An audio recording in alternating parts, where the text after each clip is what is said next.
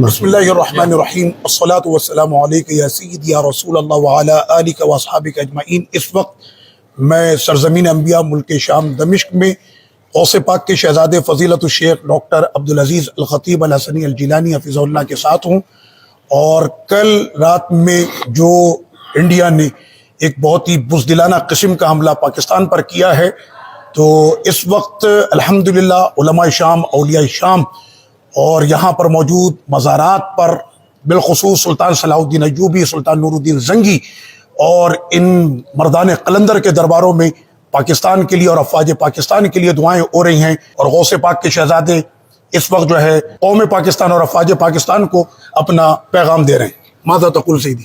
بسم الله الرحمن الرحيم. كم كان ألمي شديدا لما علمت بهجوم أعدائنا من الهند على إخوتنا في باكستان.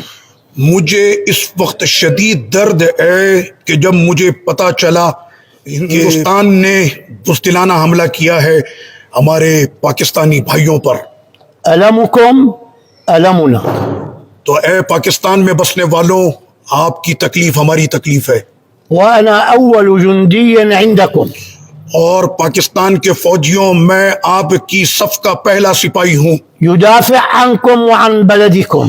اور میں دفاع کروں گا آپ کے ساتھ، آپ کے شانہ بشانہ، آپ کے ملک کا۔ أيها الجيش الباكستاني، تو اے پاکستان کی فورس، أيها الشعب الباكستاني، اے پاکستانی قوم، مسؤولية الدفاع عن وطنكم جميعا. تو اس وقت پوری قوم پر لازم ہے کہ وہ اپنی فوج کے ساتھ کھڑے ہو کر اپنے وطن کا دفاع کرے، احموا بلدكم، اپنے ملک کا دفاع کرے، احموا مساجدكم، اپنی مسجدوں کا دفاع کرے، احموا دينكم، اپنے دین کی حفاظت کرے، ونحن معكم. اور ہم آپ کے ساتھ ہیں۔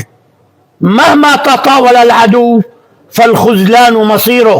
تو دشمن بھلے جتنا ہی طاقتور کیوں نہ ہو جائے، وأبشركم اسی کو رسوائی ملے گی، اور میں آپ کو ایک خوشخبری دیتا ہوں، ولينصرن الله من ينصره. تو جس کی مدد رب کریم فرماتا ہے اس کو کوئی خسارہ نہیں دے سکتا۔